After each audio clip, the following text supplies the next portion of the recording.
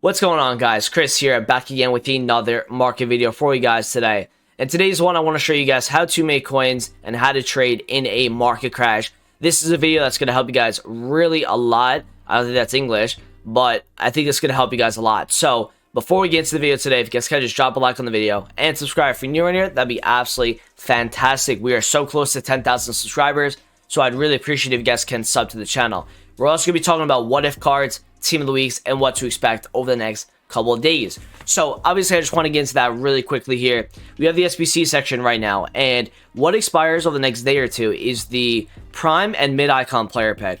I'm really interested to see what does EA do for content, and I relate that to my market point because what we've seen over the last 2 days in the market since FUT Player Days has come out, we've seen the market dip a lot in the midday, a little bit after content drop, and then start to rebound. And obviously people are losing coins because they're buying packs with coins. But the market has had like a same trend over the last 2 days. You know, you could buy what if cards during the third lightning round. They then rise after that. You could buy team of the weeks during the second or third lightning round. They rise after that. You could look at some out-of-pack rare specials that rebound after the big game packs sold. Icons have been rebounding. Some meta gold cards have been rebounding as well. So you can make coins on this market the last 2 days. Now, I'm interested, though, in to see what does EA do for content on Wednesday and Thursday because of that mid and icon player pick obviously expiring. And obviously Thursday is rewards. Now, Thursday is going to be our first coin injection on the market. If they don't give us anything on Wednesday, then the market, I think, could go up for a good little bit of little part. Because usually nowadays on Thursdays, people are putting their coins they get from rewards, they're putting them into SBCs, things that they can grind for via SBCs.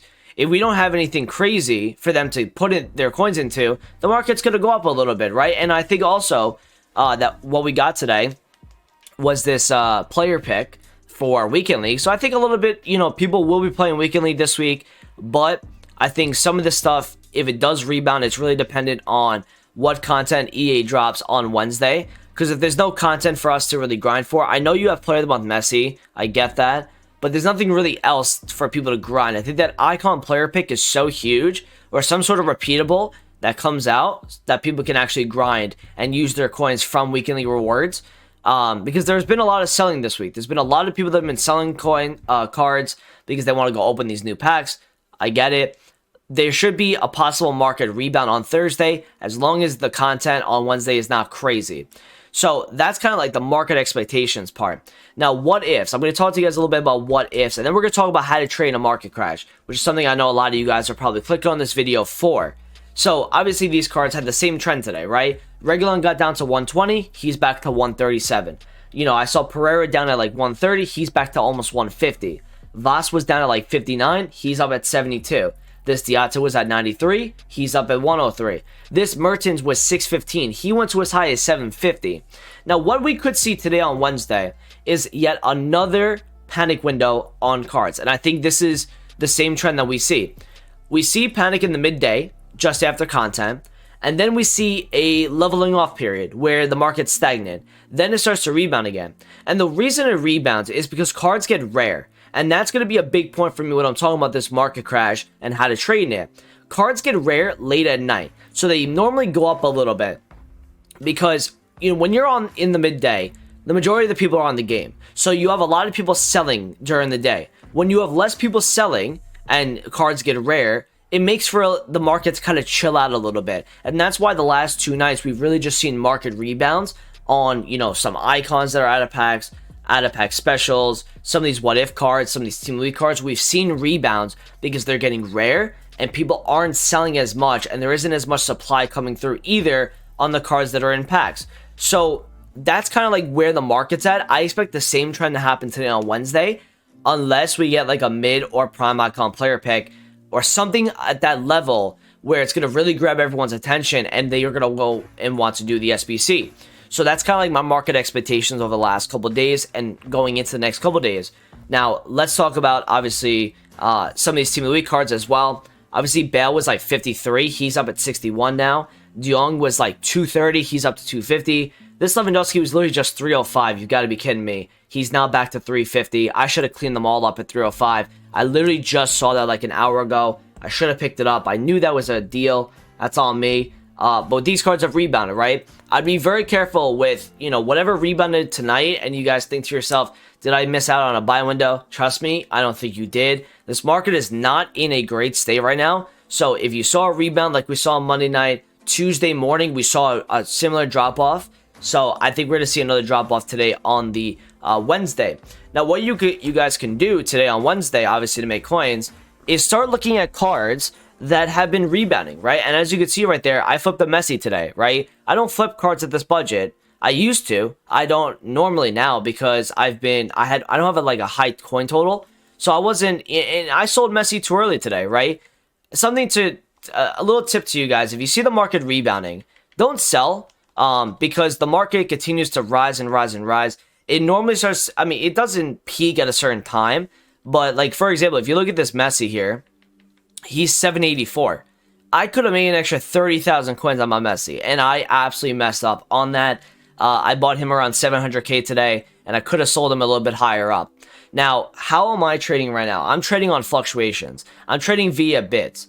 And let me show you guys a few things. In a market that is unsettled and cards are, being sold left and right, you can really make a lot of coins by getting on bids. That's the number one tip for me towards you guys. You need to look at bidding. And I think another big tip for you guys as well is give yourself a large amount of cards to look at. Don't just limit yourself to a single budget. Don't limit yourself to a certain type of card, because when you do that, you can't make as many coins because you're not looking at as many coins. Eventually, the deals are just going to dry up on one singular card, and you got to move on to something else. And if you spend time on that one card, you're not making coins. So you got to look at a different range of players. Look at the budgets that I've been looking at, right? I'm looking at a guy like Kimmich here, Xavi, Suker, Guardiola, Rafinha, right? I'm looking at 30k cards. I'm looking at 400k cards.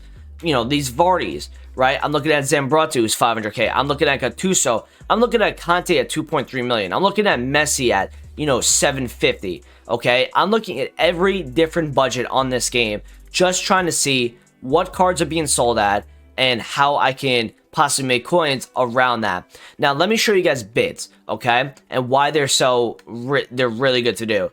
Look at this Machiavelli, 351. Now, if I show you guys Machiavelli today, and I show you where the card's been, let me show you guys really quickly here on FUTBIN. 87 Machiavelli today. I'm telling you right now, never went lower than 380. But somebody was able to get a bid on this guy at 350k. You see right there, that was his low point today, was 396. Okay, he did hit a 398 earlier in the daytime as well. He rebounded to 430. He then dropped off to 395 and then went back up to 430. This for me is a fluctuation. You can also bid and you can snipe on a guy like this, because for me, look at this. He was 450 at night. He drops off in the midday. But what happens is the market sees that card's too low and he rebounds. And that's the most important thing. If you see rebounds on cards, even before the drop-off, that's a really good way to tell that there's demand in this card and he's rare. And again, Machiavelli is out of packs, right? His moments is in packs, his prime is in packs. So looking at bids, that's Machiavelli. That's number one, right? If you look at what he's selling for now, he's currently going for 420,000 coins. That guy got a sick deal on that card. Another bid that just went about a couple hours ago. This Cancelo, 126. Can I show you guys what Cancelo's going for right now? 161k. I'm telling you guys right now, it's the biggest tip for me towards you guys getting on bids, okay? It doesn't matter what player you're doing it. It could be a 25k player. It could be a 150k player. It could be a 1 million coin player. I've seen some crazy deals on this market. Please do not limit yourself to a certain type of card and get on bids. Those are two really good tips for me.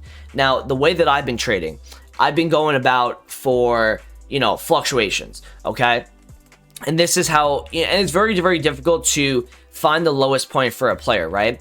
But I like to do this with cards that are really rare. And a guy like Cancelo here, right? He's only got about 9 or 10 pages all the way to the 59 minute. Or looking at a guy like Aubameyang here. For example, Aubameyang on the market at the moment is like 390,000 coins. I took advantage of FUTBIN. They call an undercut at 360. So what I did was I looked on the market and I saw one actually get listed at 360. So if you go and look at my transfer list right now, and look at the amount of cards I'm trading with, by the way. Look at this Aubameyang, 357.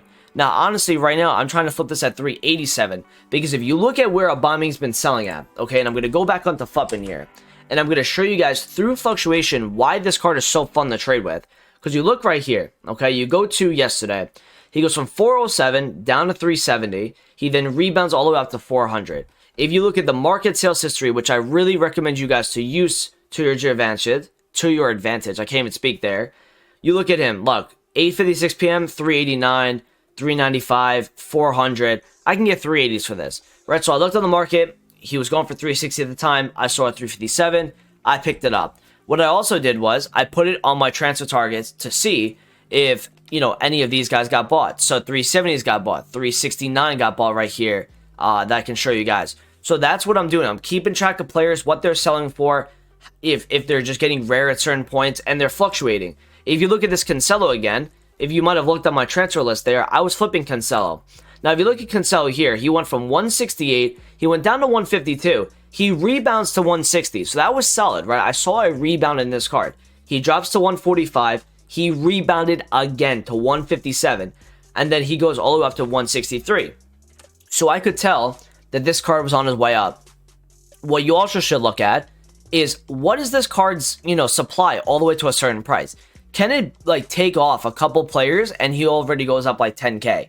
And that's what you're looking at, right? So you're looking right here. Oh my God, I'm taking that. Thank you very much, right? This is why you do not limit yourself to a certain amount of players, because look at what I just did there. I got one at 150. It's late night. Boom. I'm listing at 163. I'm making about 6,000 coins profit. Now, if I look at the supply here all the way to 163, he's got two. There's literally two on the market to 163. So I will get a sell there. I could even probably stretch this. I can go get a 165. Look at the supply there, right? Now, you might not want to do this so early in the daytime. You might want to start waiting for the market to start to rebound. You could do that if you want to. But these cards fluctuate a lot. So you look at your record breaker Vardys. You're looking at your inform Cancelos. I was doing this with inform Handanovic today, guys. All right, the 90 inform. That was just at PAX, right?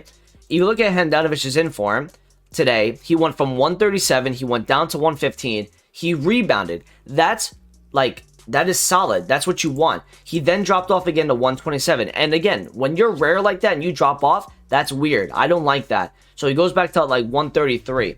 Now, if you look at where I've sold them at, right? If you look at the Handanovic that I bought, so let me show you guys here. I bought two Handanovics. One was at 120, the other was 125. Sold them both at 137. I picked these Bernardo Silvas up at 120 and 127. I sold them at 139 and 140. So let me show you guys Bernardo Silva. Another inform that's rare, but also has multiple versions. And that's something that really can help you guys out. So if you look at Bernardo Silva again, it's all about looking at graphs. It's all about looking at more different players, right? He went from 143 to 149, 134 back to 145. He chilled around 133, but I realized that he actually rebounded, and I saw an undercut on the 133 as well. And you could tell if he's getting rare by the listings that are popping up here. So I go on the Bernardo Silva, and it doesn't hurt to look at these cards and just see what is the price for this card right now. It doesn't hurt to do that. And I think that's one of my biggest tips to you guys is just kind of making a conscious effort to see what certain cards are going for on the market, right? I'm looking at this Bernardo Silva, 137. Guess what? He's not popping up, right? I could also, if I really want to, look for bids, right? Get on bidding opportunities. I think one of the Bernardo Silvas I actually got on bid at 127, and that really helped me out selling them at 140. So looking at cards that are usable, that are somewhat meta, and also rare, and that's, I think, a big thing for you guys to look at. Now, let me show you Lewandowski here, right? He went up, and this is a perfect example of this, by the way. You look at Lewandowski, he went from 343 down to 294, back to 315, down to 300, back to 340. So you saw that, right? What happened though, look at this. He went from 324 down to 317. He was at 305. I haven't updated this in about 45 minutes to an hour. He was 305 again. I should have cleaned up three of them. They were listed at 305, 303, and 306. Guess what his price is now? He's 350 again. And this is the art of trading. And it's looking at rare cards. It's getting them on their fluctuations. If you are buying a really rare card and you are buying something that's somewhat meta, you will be able to fluctuation trade with it. Now, obviously, one of the biggest things you guys should be looking out for is what is in packs right now. what is in SBCs, what is in objectives that might be affecting this guy's price just a little bit. That's another thing you need to ask yourself when you're doing this sort of trading. But this is a really good way to make coins in a market crash, is getting on bids, looking at as many cards as possible, and please taking a look at these fluctuations.